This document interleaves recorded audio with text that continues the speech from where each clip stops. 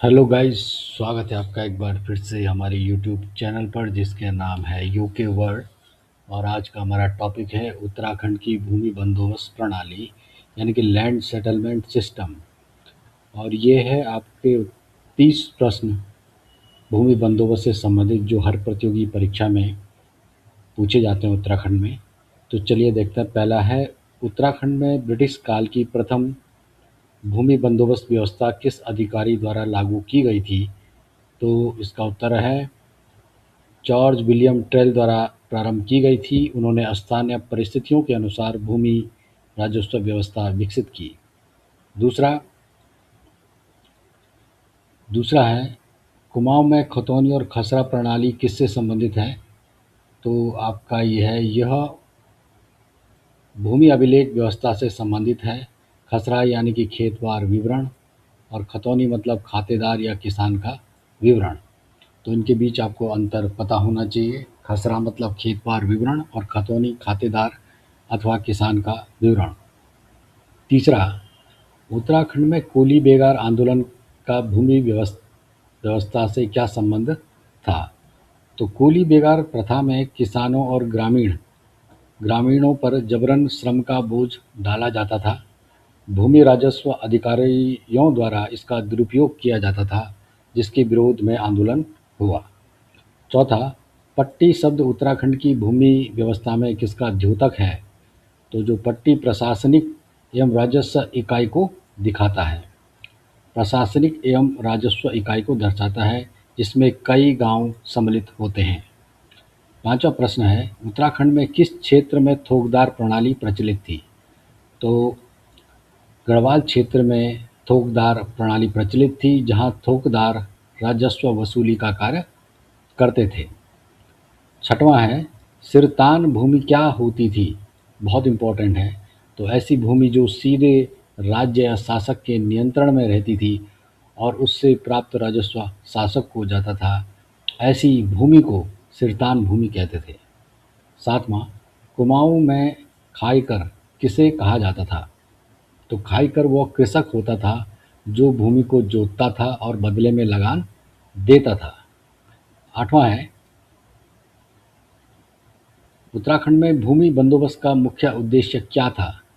तो इसका उद्देश्य था भूमि का सर्वेक्षण कर अस्थायी राजस्व निर्धारण करना तथा प्रशासनिक नियंत्रण स्थापित करना। नवा, मालगुजार शब्द किससे संबंधित है? तो मालगुजार वह व्यक्ति था जो राज्य की ओर से भूमि कर संग्रह करता था। दसवां है, वन पंचायत व्यवस्था का भूमि प्रणाली से क्या संबंध है? वन पंचायतें ग्रामीण समुदायों को सामुदायिक वन भूमि के संरक्षण और उपयोग का अधिकार देती है। 11वां प्रश्न, उत्तराखंड में नाप भूमि और अनाप भूमि में क्या अंतर है? तो जो नाप भूमि है उसे वह मापी गई भूमि है, अनाप भूमि है बिना माप की भूमि। 12वां प्रश्न, ब्रिटिश काल में भूमि मापन हेतु किस इकाई का प्रयोग होता था? ब्रिटिश काल में तो किन इकाइयों का उपयोग होता था भूमि मापन के लिए? नाली, मुट्ठी, बीघा आदि स्थानीय इकाइयों का प्रयोग होता था। 13वां, बेनाप भूमि क्या होती है? ऐसी भूमि जिसका सरकारी अभिलेखों में स्पष्ट मापन और स्वामित्व दर्ज न हो, ऐसी भूमि को बेनाप भूमि कहते हैं। 14वां प्रश्न, उत्तराखंड में भूमि सुधार कार्यक्रम का प्रमुख उद्देश्य क्या था? तो भूमिहीन किसानों को भूमि प्रदान करना तथा जमींदारी प्रवृत्तियों को समाप्त करना, ये इसके उद्देश्य थे। 15वां प्रश्न है, चकबंदी का क्या अर्थ है? तो उत्तर है इसके, बिखरी हुई भूमि कृषि भूमि को एक स्थान पर समेकित करना या मिलाना, इसको क्या कहते हैं? चकबंदी। 16वां, उत्तराखंड में भूमि स्वामित्व के विवाद मुख्यतः किन कारणों से उत्पन्न होते हैं? तो उत्तर है इसका, अस्पष्ट अभिलेख, बेनाप भूमि, वन भूमि विवाद और उत्तराधिकारी संबंधी समस्याएं। 17वां है, नजूल भूमि किसे कहते हैं? नजुल भूमि, तो इसका उत्तर हो जाएगा सरकारी नियंत्रण वाली ऐसी भूमि जो सार्वजनिक उपयोग हेतु आरक्षित होती थी, तो उसको नजूल भूमि कहते हैं। 18वां है, उत्तराखंड में भाबर क्षेत्र की भूमि व्यवस्था तराई से क्यों भिन्न है भाबर? तो इसका उत्तर हो जाएगा भाबर क्षेत्र में भूमि पथरीली अधिक पथरीली एवं जल अवशोषक है, जबकि तराई क्षेत्र अधिक उपजाऊ एवं जल समृद्ध है। 19वां प्रश्न, तराई मॉडल भूमि विकास किससे संबंधित है? तो स्वतंत्रता के बाद तराई क्षेत्र में कृषि विकास एवं पुनर्वास योजना से। 20वां प्रश्न, उत्तराखंड में भूमि बंदोबस्त का वन नीति पर क्या प्रभाव पड़ा?